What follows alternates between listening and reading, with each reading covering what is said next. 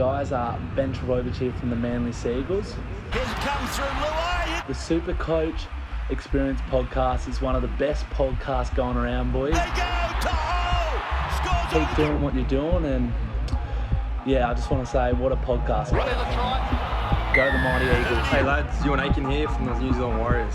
Hope you have a big year with the SuperCoach Experience podcast. Got the ball to Sims, it's down Tahoe! Tahoe! It's gone in again! What a pass!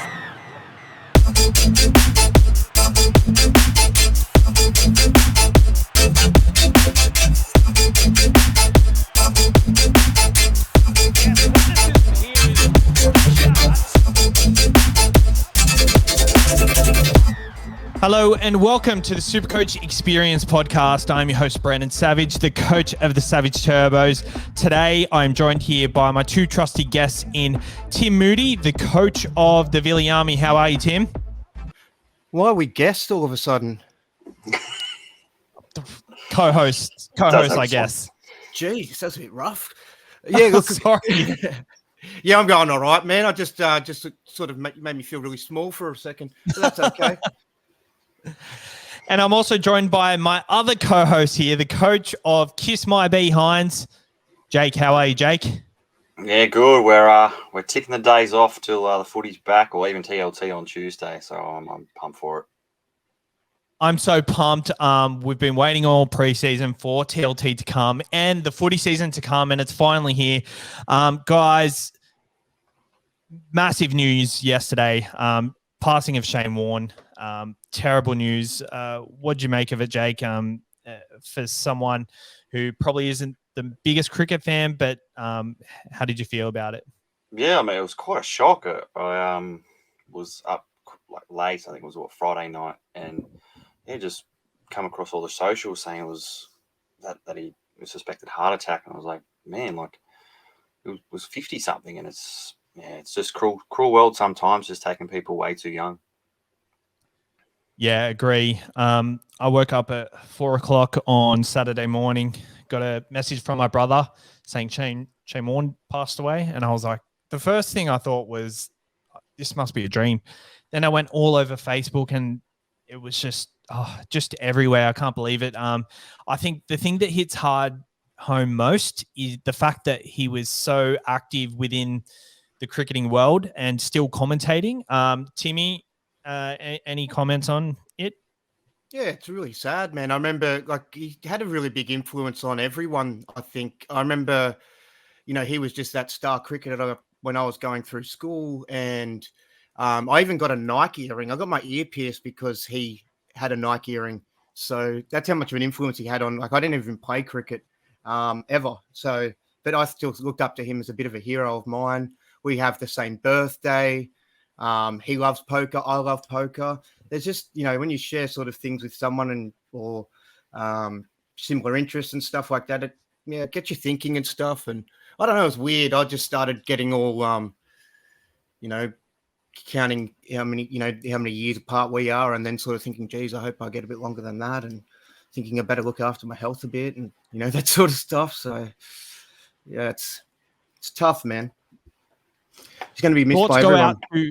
Thoughts go out to his family. Obviously, his family probably aren't going to hear this, but I'm really feeling for his kids at the moment, mostly. They're so young. They're our age, younger than us, and they're having to go through that. So thoughts to them. He's a legend, and we're going to miss him. But moving on to the SuperCoach side of things, Timmy, on last Tuesday, we boarded the SuperCoach bus. We went out with a lot of stars such as Tom Sangstar, Greg Inglis. We're in close proximity to all of these guys. Tim Manor. I mean, we got some footage of all of it, but Corey Parker, he was one that was, I wouldn't say a favorite of yours, but you and him had an interesting relationship. Tell us a bit about that. Yeah, we had an interesting relationship for sure. I think I haven't watched this SAS. I've only seen some highlights, but it reminds me of that Lockie guy and that little small, I think his name Paulie. I've seen a few highlights of them bumping heads and little guy and big guy not getting on. And yeah, I think we crashed a little. It was pretty funny. It wasn't anything too serious, but it was a good laugh.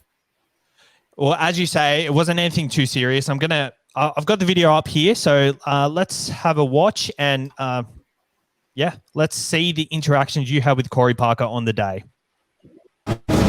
So Timmy, are you starting with? No, not at this point. I'm building a side around not having him. Yeah, I just think that you're putting all your eggs in one basket sort of thing, and you're probably just relying on him each week as your captain. I like the idea of being able to have Teddy, Pappy, maybe even Cleary as well, and flicking in between those three as captains on rotation. Timmy, when I got on the bus, I asked you, I said, who impressed you the most? Who was your player last year that impressed me the most? Yeah, that was last. Turbo. You said Turbo. And do you know what I found interesting? You said that he didn't impress you, so you found Turbo. You said you go Turbo. You were surprised. No, I said that's Captain Obvious. Turbo. I was looking for someone that sort of was thereabouts. Oh, it was obviously Captain Obvious. Okay, so I've got to go back to this. The start of the day, Tim was wearing his KFC tracksuit. Corey Parker goes up to him and said, "What are you wearing? Who are you?" And Timmy goes back to him, "I'm the champ." And he's like, "You're the champ." And he was just really, Tim, in your words, how was that first interaction with Corey Parker? I actually don't remember that first interaction, but I've got a terrible memory as it is. Look, I don't know. I just remember first. It was just a bit of a funny vibe. It was just a funny vibe. I can't remember that, verbatim what you just said. But it's funny. He did say, "Who was your player that surprised you the most?" You did say Tom Trbojevic. Yeah, and Trbojevic surprised me the most last year. I think he was surprised you said that. And anyway, we're just going one word against the other. Let's continue with the interactions. Yes, but you're not even picking him. No, I'm not picking him because I think that at that price tag, I think you've got to play SuperCoach to sort of. You can't have that's top dollar to start. How do you get him in? Because if he plays a lesser side, you wait until the time is right. I don't know when that time will be. Right. But the SuperCoach gods will usually present that. SuperCoach go back to back. I say no. Has it ever been done? It's never been done. And look, the reason they've established the Holy Grail this year is because. I'm going to transfer from being the shady worker into the SuperCoach Messiah. It'll be the second coming. It's going to happen. I'm very confident about it. No, you're pretty modest about it. Tom's saying sorry, everyone. Again, is there a player that you think a newbie? Yeah, I'm really hot on Selwyn Cobbo. I've been really big on him since what I've seen of him in the finals of the Queensland Cup last year. He just looked like he was on another level in that competition, and he's sort of what we got to see of him is, he hasn't really blown us out of the water yet, but I think being on that right wing with Katoni Staggs there, I think he's going to get a lot of love. Probably going to start at fullback with Tessie New being out as well. So get a lot. Right, Corey? No. What do you got on that? No, Is that okay? He's a kid, mate. He won't start fullback. He can't throw him fullback against South. Cobbo? Yeah. Not fit enough? No, he's just a kid. So, like, a good team like South will make you pay at fullback. I think they'll go with probably David Mead or Saka. I think that's okay.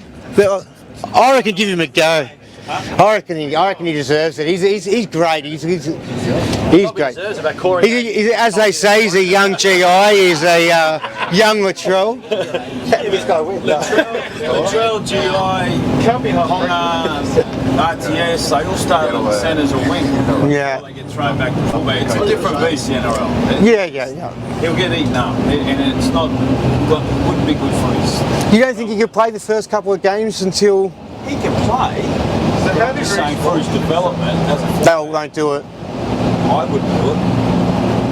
Oh, this is your second run-in with Corey. Yeah, me and Corey have been bumping heads a fair bit. So, not Selwyn Cobbo? Who's your next best? No, Selwyn Cobbo, lock him in. Saying I wouldn't do it. Yeah, he's still good for SuperCoach though. Oh, yeah, he'll play. What's he worth? 320. Yeah, it's a mid-range. Lachlan Ilias at halfback, if you probably don't have him, it's going to be tough. He's going to make a lot of money. He's going to be replacing Adam Reynolds. He'll do well. I like Sloan as well. Yeah, you think he'll start though? Yeah, I think he'll start fullback. Corey probably disagrees, but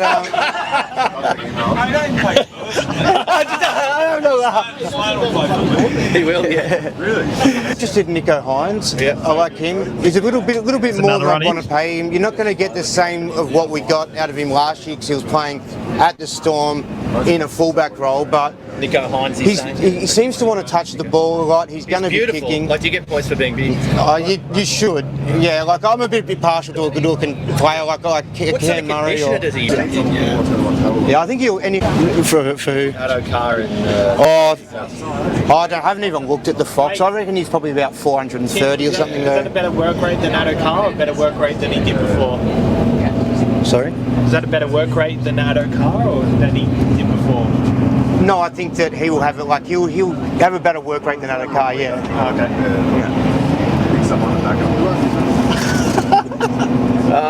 Who's the?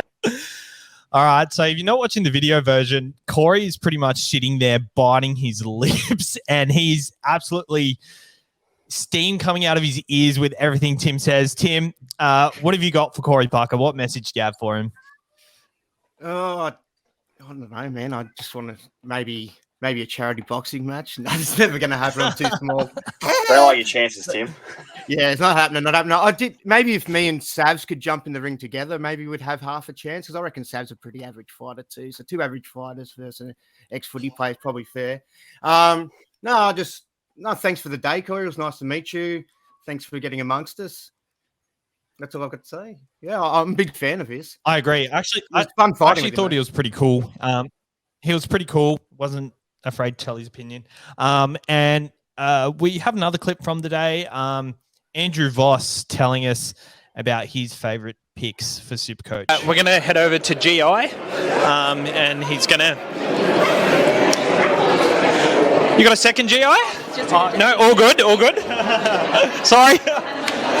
How awkward? What, someone else has got an exclusive interview? Yep, someone else has got an exclusive interview. They've got the exclusive interview. Sam's been put to the side. It's all right. Only real media here. I heard you talking about Reid Marnie just over there. What do you think of him? Is he a really good Supercoach option this year? Yeah, look, I've got a bromance with Reid Marnie. I love the guy off the field. See, what you got to remember is Reid Marnie was responsible for Cameron Smith being sin bin.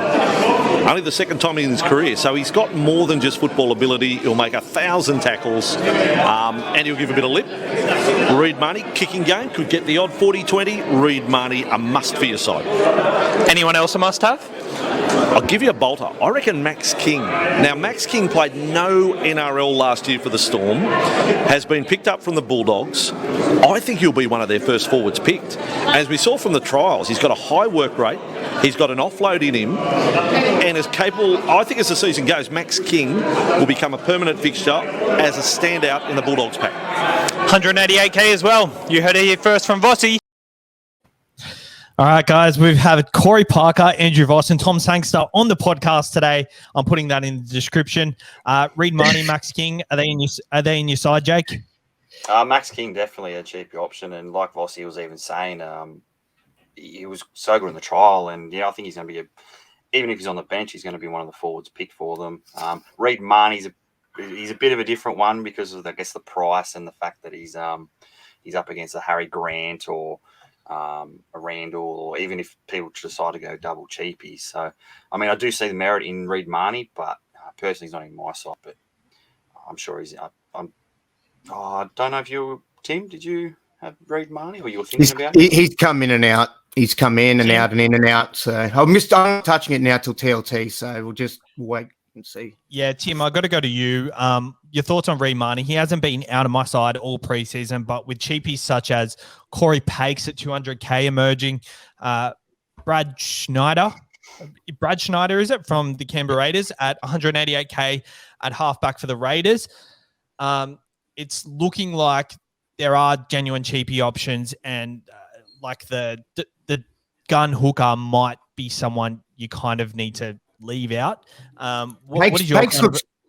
Pakes look good to me, man, but I'm not 100% sure that he's going to be super awesome to start with. It seems like he's going to be battling with Turpin for the hooker role, and if he doesn't have that job security and he's only, in and out or coming off the bench, I don't know whether that'd be super juicy. He could probably stay away maybe even until it looks like you get a good idea of what's going on there. Maybe wait and see with that one. Maybe Pates is someone you pick up in the first couple of weeks. But yes, Schneider, I think you have to get him in your side. He looked good in the trials as well. There was another guy. I think he was on the wing or the centre that had headgear. They're both wearing headgear, and I think because they were both playing well, it made it look like it was the one person doing all that work too. So did you notice there was two players that looked exactly the same in the trials? They're both wearing headgear. One of them was Schneider, and one was, I think, a winger or centre. It would have been Croker. It wasn't Jared Croker. He was wearing black headgear as well. Fair enough. Jake Schneider, is he in your side at the moment? Yeah, I think so. I think he's kind of the cheapy halfback option that we want, as well as Ilias. You can kind of put Ilias down into 5'8", and he'd be your cheap option there. So yeah, definitely Brad Schneider if he gets the start at Canberra, which apparently that's the mail. So 4 months Fogarty's out for, isn't it? So is there much job security? Is he competing with anyone else there? Do you know?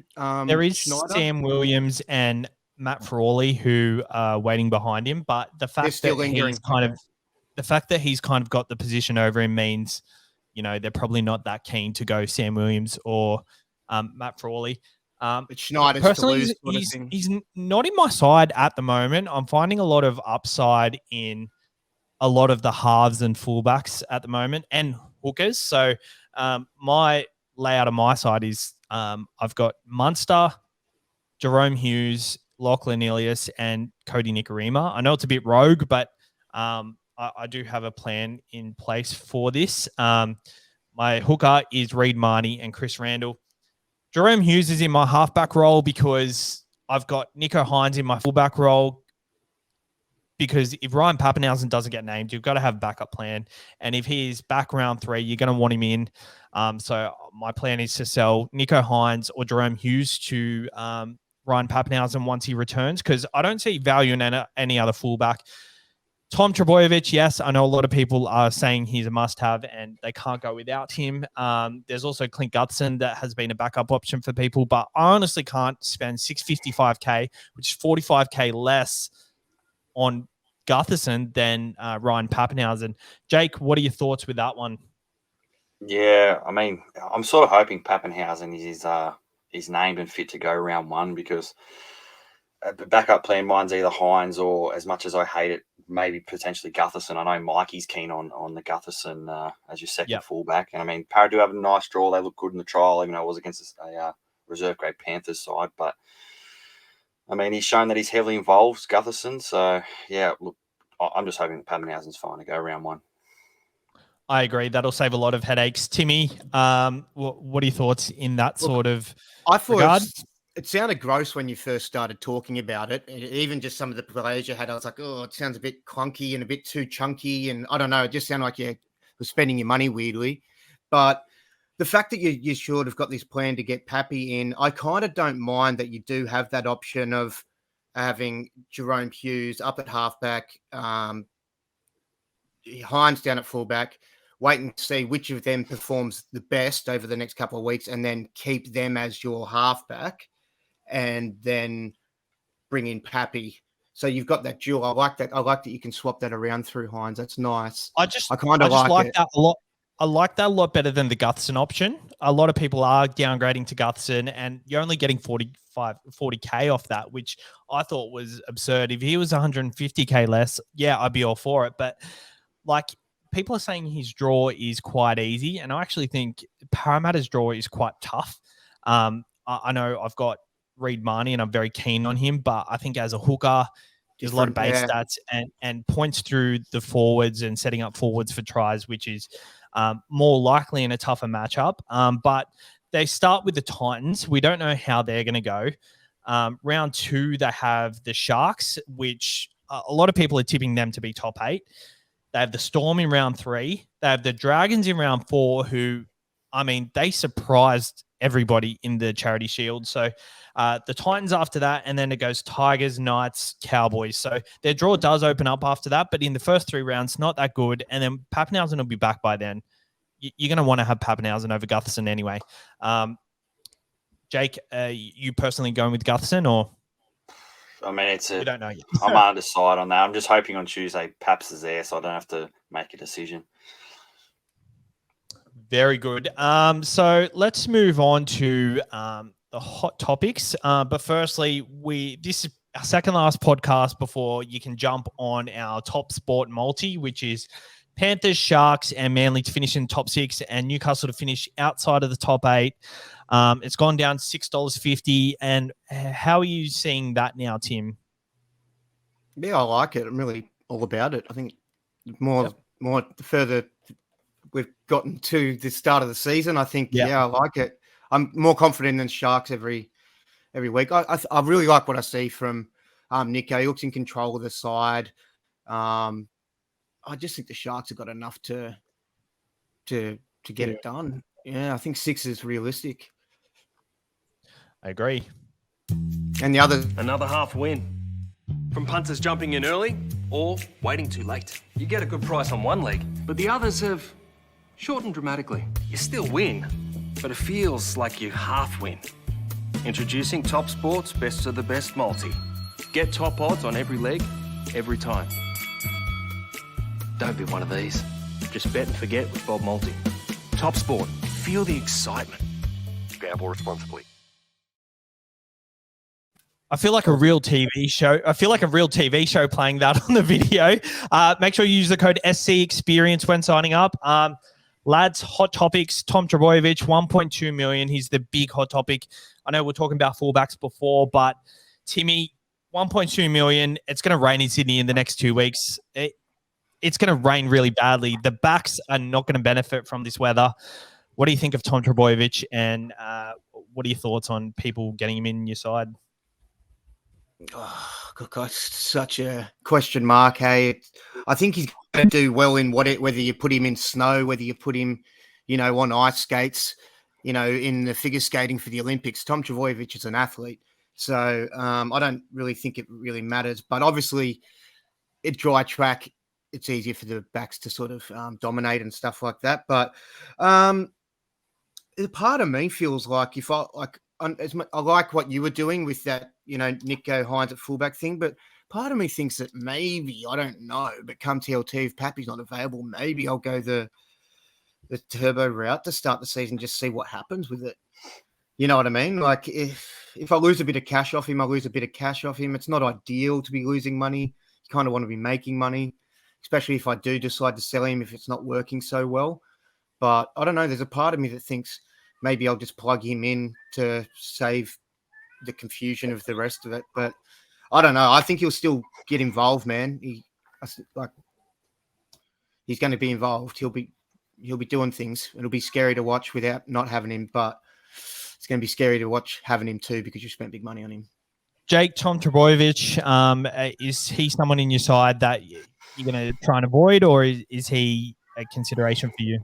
Yeah, I don't think he's going to be a consideration for me. Just, I guess, the breakup of my side and the cash that I'm spending. I can't see forking out an extra 500, 600K on Turbo, where I think the other fullbacks, especially Pappenhausen, can do quite a close enough job than Turbo. Even though Turbo does have a tough run at the start, and then kind of it goes into a golden run.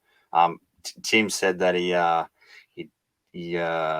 going to potentially, throw Tommy in there. I was just interested. I was laughing to myself that he was saying with Corey Parker that he was like, "Nah, not starting with him now." It's going to have to owe Corey a good old apology, I reckon, Timmy. Yeah, well, I mean, that's if I do start with him. But then again, I don't know any promises or anything to Mr. Parker. I don't know. Like, look, we all say like even like, oh, this is the trades I'm going to make, and then come 2 minutes before the game, something happens and you change your mind on something. So, I mean, I might say I'm going to do one thing and I might end up doing another. It's not because I'm trying to be deceitful or anything like that, but yeah, I don't know. I mean, if Pappy's not available, I haven't really thought about it. I tried to, leave it till TLT. I try to leave my brain till there. I've had to do a little bit of homework for the podcast and stuff like that to know where the players are at and all that sort of stuff. But from the makeup of my side, really comes down to TLT for me. TLT is just around the corner. Obviously, there's going to be a lot of surprises, I reckon. There's also going to be a lot of things we're expecting. Penrith were someone in the preseason. A lot of us had Taylor May, Isaac Targo, etc., etc. Timmy, Robert Jennings. He looks like he's going to jag that wing spot. 229K. Is he in your side? I think he is in my side, man. I think he is in my current side that we speak of. I haven't looked at it for a couple of days. Let me just bring it up. And no, he's not. No, he's not. He had been though. He has been. So yeah, look. Now for now we just leave it, wait and see. But if he does get that right wing spot for the Panthers, then for sure, man, I'll jump him in too. Probably similar to right wing for the Roosters too, I'd say. Jake, there's obviously TLT around the corner. Is there anyone you're expecting to get named or you're hoping to get named at a kind of smaller price? I mean, we just hope for cheaps anywhere. I mean, potentially Jordan Pereira is the one that a lot of people have earmarked or put in their side that they think he might get in. I don't think so. I don't think Robert Jennings might not even get a spot because I think if Dylan Edwards is fit to play, they might chuck good old Charlie Staines on the back on the right wing. I think they might too. Yeah, they seem to have more confidence in him. Yeah, it depends on a few players' fitness. I mean, Tepai Morale looks like he's fallen off a cliff. He's not going to be starting round one. So, I mean, Jake, with McInnes, sorry to cut you off there, but with McInnes and Finucane's in, but with McInnes, Wade Graham, it looks like Fafita might get a starting role at 205,000.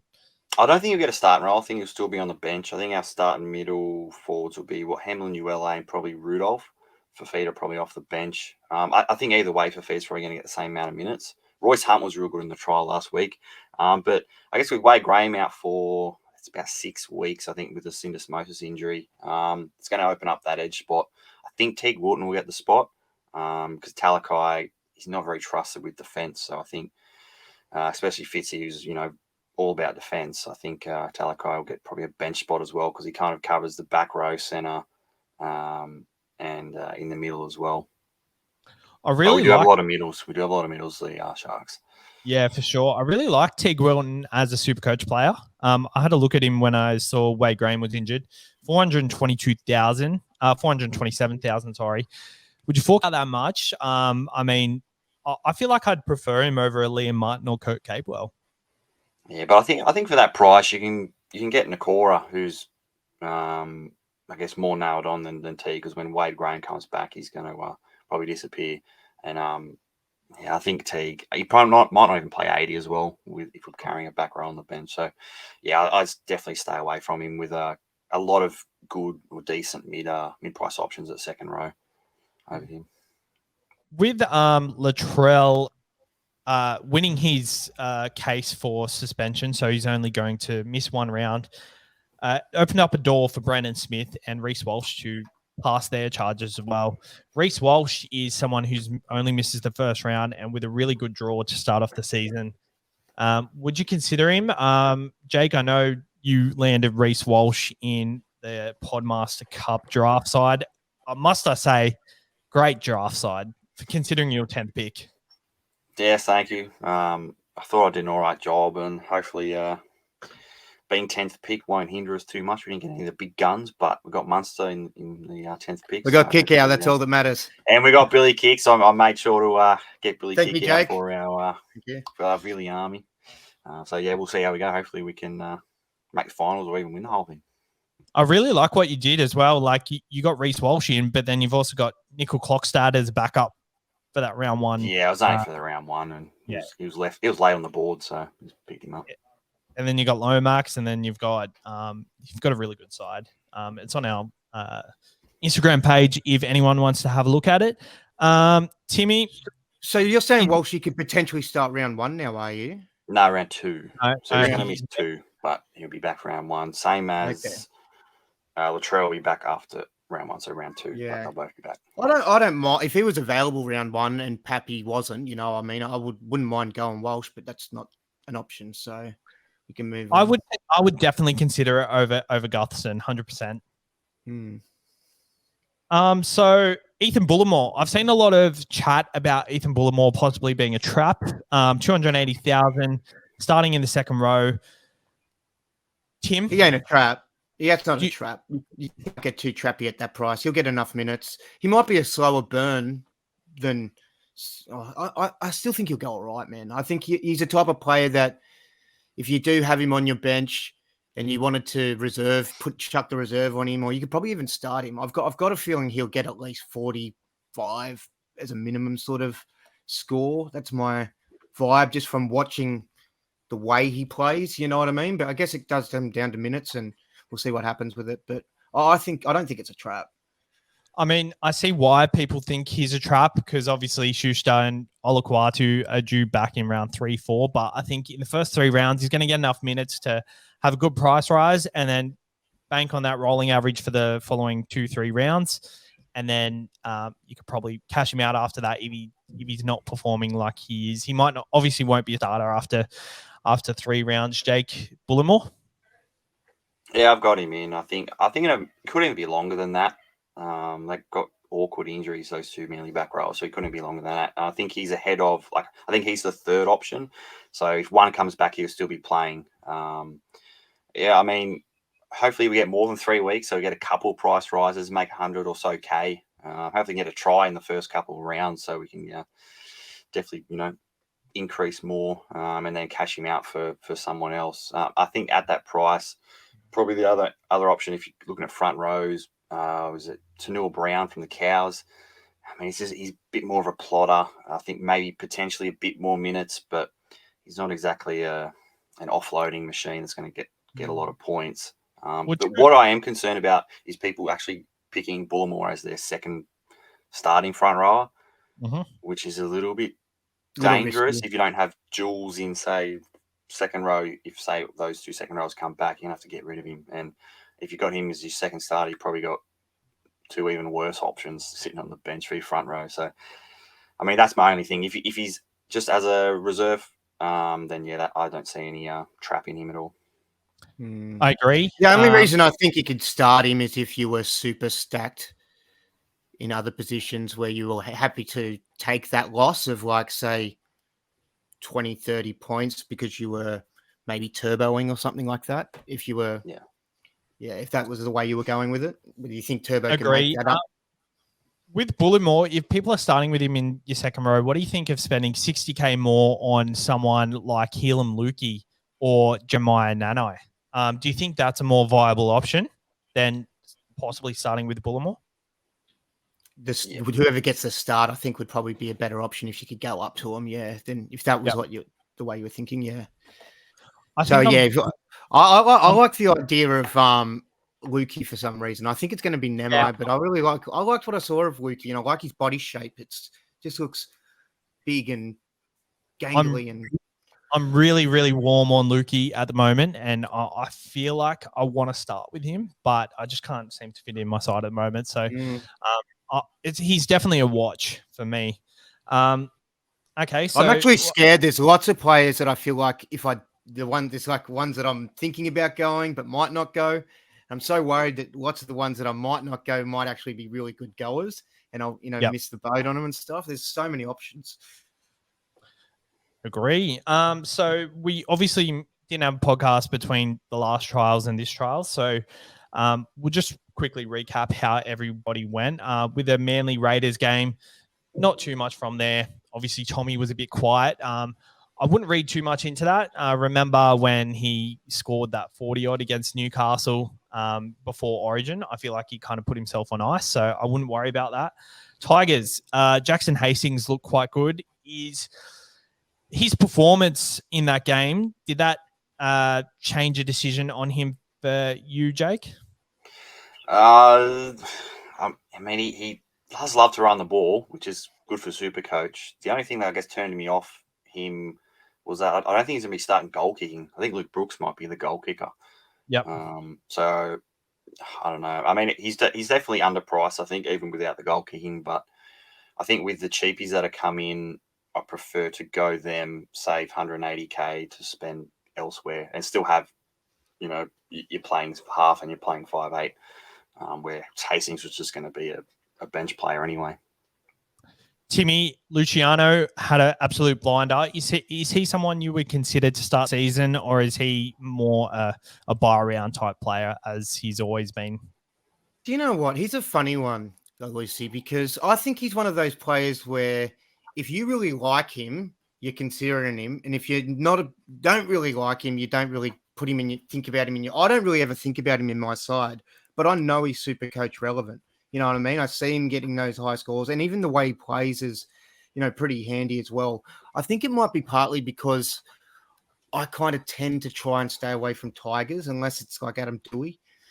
Support for the SuperCoach Experience is brought to you by Manscaped, who is the best in men's below-the-waist grooming. Manscaped offers precision-engineered tools for your family jewels. Manscaped recently launched the Ultimate Men's Hygiene Bundle, the Performance Package. Join over 4 million men worldwide who trust Manscaped with this exclusive offer for you. 20% off free worldwide shipping. Insert the code SCExperience at manscaped.com. If my math is correct, that's about 8 million balls. Now, I'm going to show you just Manscaped's little product here. This is the Performance Package 4.0. Now this is the lawnmower. It's got a pretty cool LED light, so like when you comes straight off right there. Manscaped has been kind enough to jump on board and support us, so I need you guys to jump over to manscaped.com. We need 10 sales within the month for them to come on as a permanent sponsor. So make sure to let us know if you do come over from Manscaped and you use our discount code. 20% off free worldwide shipping. Insert the code SCExperience at manscaped.com. But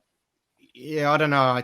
For me, I think I prefer like some of his competition, just because they're in better sides and have more attacking potential. But he's definitely a great player. If he was in a different side, I think he'd probably be someone I'd favour more.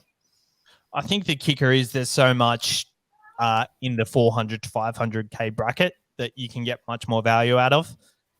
With someone like him, he's kind of priced at what he's going to produce. So moving on to the Panthers Parramatta game. Ryan Madison looked pretty good at lock. Reid Marnie looked excellent, and I don't think he's coming out of my side. I'm going to have to work my way around not having Schneider and Corey Pakes if they get named, but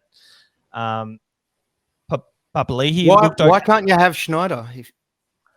What's Reid Marnie got to do with that? I got Cody Nikorima in my side, so yeah, I don't know. But why do you have to have him? Because I want Cody Nikorima. You don't know. You prefer to get Schneider, who's going to make money, than Nikorima, and see what do you think he's going to kill it? You think he's going to nail it and be out and out of the thing that you think he's going to shoot you to the top of the rankings steer?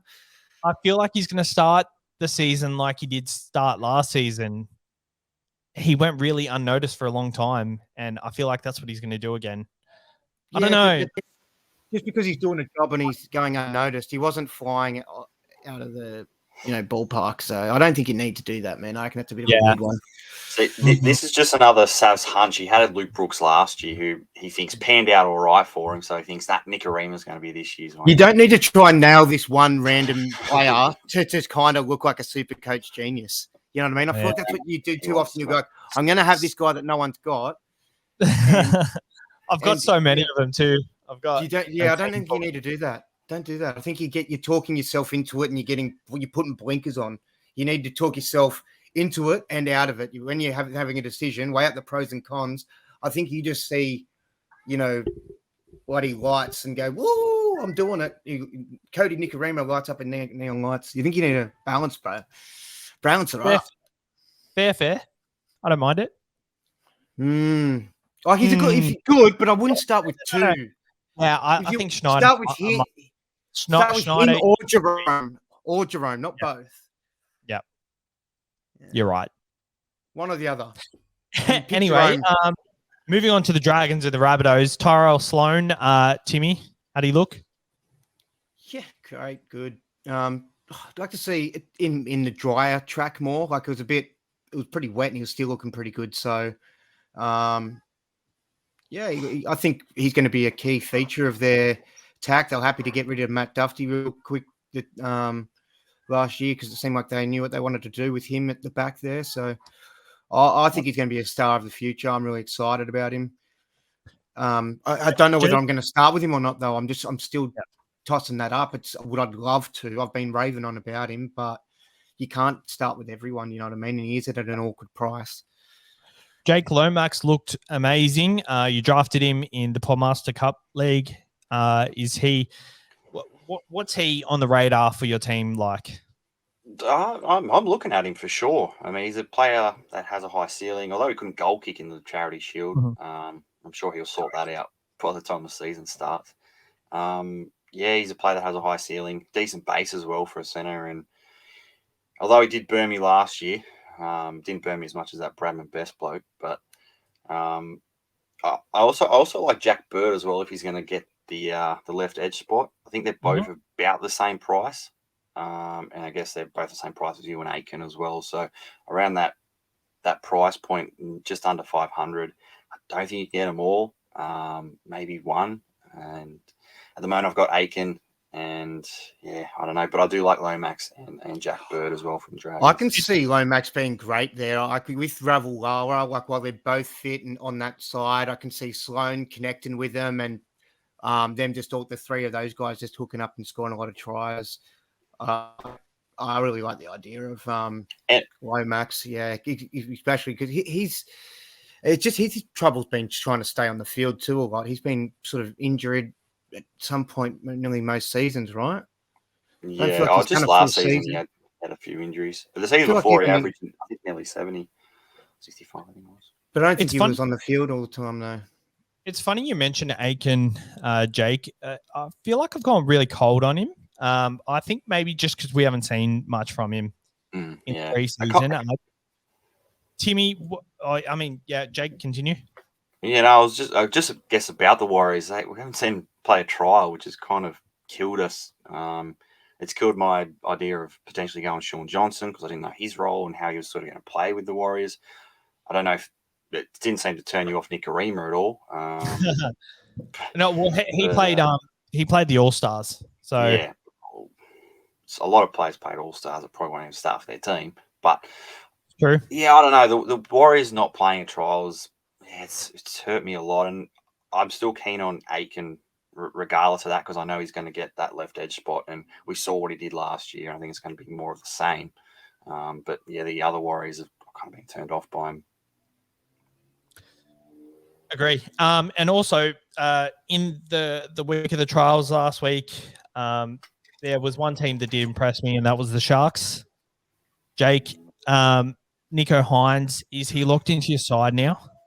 I wouldn't say locked in. It depends on Pappenhausen, but he did look very good, and I think the Sharks look. I know we're versing the Bulldogs, and they look dreadful, and but it was their first string team, and that's the first grade team that we're going to come up against this season. So I think the defense is what I'm as just a non-Supercoach point of view. The defense was great. We're not going to be pushovers like we were last year. But Nico Hines, his link with, it won't be Trindle, but Trindle was there. His link with Will Kennedy especially, and that right edge, he had a great combination with McCaw, and I think that's another player that I guess his stocks might have improved from that, as well as Nico Hines and Ramian even as well, but I think he's kind of a bit too pricey to be considered. So, Jake, you just said that, Hines isn't locked into your side. It would all depend on whether Pappy's available or not. So does that mean you're also considering starting Hines at fullback? Oh, it's Hines or Gutherson or just like the Savs idea having, Hines maybe halfback. I could potentially go both of them, but I think price-wise, I don't think I'd go Pappenhausen and Hines. Nathan Cleary, if he's named? I don't know. I'm sort of off the going Nathan Cleary one at the moment. I think just for price, I guess, for cost. And I think, I know he can do exactly what he did last year, but I have a feeling that coming off an injury, off the surgery, I think he might be less relied on. I know he won't try and do it, but try and hold back, but I think he'd be less relied on. Up Cleary was really hot in the middle period of last year when he warmed into it. I mean, starting last year, I'm going to get up his stats now, but I really don't think Nathan Cleary is going to be the type of person you want to rip apart your side for. I know he's less ripping apart than Tom Trbojevic, but last year, let's have a look. So he obviously scored that 225, 190, 107 in 3 kids. Okay, he scored 103 in the first round. Disregard, I say. 103, 88, 103, 76, 125, 96. Forget about it. Forget Stav's point there. All right. Yeah, So even after he came back from his shoulder injury, 82, 86, 189. Oh, geez, I'm wrong. I'm wrong. I am wrong. You don't realize he scores that many points, though, do you? Like, I did not think he scored that well after coming back from the shoulder injury. And do you know what's interesting? Panthers kind of didn't really pump sides last year. Hmm. You know, they never really put too many sides to the sword. They were just getting the job done and winning comfortably and having good defense. Imagine if they get a little bit confident this year and they get a little bit cocky and they start wanting to throw the ball around and score by more and stuff. I think there could be, like, we could see more out of Cleary than what we saw last year. Yep. If there's more points in them, I think there could be more points. They should score more points than they scored. I don't know. I just felt they didn't score as many points as what they could have. All right. I guess we'll have to wait for that TLT, see if he's named, and then have this debate then. Guys, we're going to end the podcast there because there's another one coming out on Tuesday. What are our bold predictions for Teamless Tuesday? What do we think the most shocking thing is going to happen, Jake? You spring this up on us all the time, Saz. I wish you'd give us the thing before it. You know what? I'm gonna go with Corey Parker and say that Cobbo won't be the fullback in round 1. Timmy, I like that. I was just thinking of my own one. I hate putting negative ones out in the air, but I think there's going to be one team that is ravaged by COVID. One team will be completely ravaged by COVID by round 1. I don't know which team it'll be, but like the whole team will pretty much have it. I think just with COVID, I think a lot of teams or a lot of players already have it. I know Panthers, all but 2 of them, and they're both. You can get it twice, though, can't you? You can, but it's like a 4 to 6 week. Okay. I guess die out until you can, I guess, get it. Well, I hope that's not the case. But it doesn't. Like, you're less likely to be affected by it. But with fingers crossed, I mean, this could be one hell of a season. Timmy, what's your TLT prediction? That was it. You said it. COVID damaged team, you reckons? COVID. Okay. I'm going to say, geez, I don't even know what I think is going to be. I reckon a really good starting spine player is going to get dropped. But I just don't know who. I think maybe like a I don't even know. Roosters. I hope it's Nick You're Arena. talking out your butt right now. Yeah, Nick Arena. Yeah, I don't even know. Melbourne don't have anyone. Oh, Harry Grant won't get named at 9. Well, yeah, because he's suspended. Thanks, Savs. In round 2. Bold, mate. I'll keep Brandon Smith there. Okay. I reckon Smith might be locked in the first round. And I reckon he might be a juicy. I reckon they run that wish shot too. I don't think we've talked enough about Brandon Smith, but I think he might be. I know he's overpriced. I know he's playing at lock, which isn't that juicy, but he loves the try line. He does, and he definitely goes for the try line when he probably should be distributing when there's numbers on the outside. But you know, and I guess on Melbourne as well, were you all impressed by Cam Munster in the trial? Yes. Oh my god, he's looking good. It could play fullback if Pappenhausen doesn't come back by round 2. He was filling in at fullback, so especially if he's named at fullback. I mean, he's in my side regardless, but if he is named at fullback, he's even a captain option. Yep. Righto, guys. Thanks for coming on, and thanks for listening, guys. We'll be back in a couple of days to break down the TLT. Can't wait. Peace.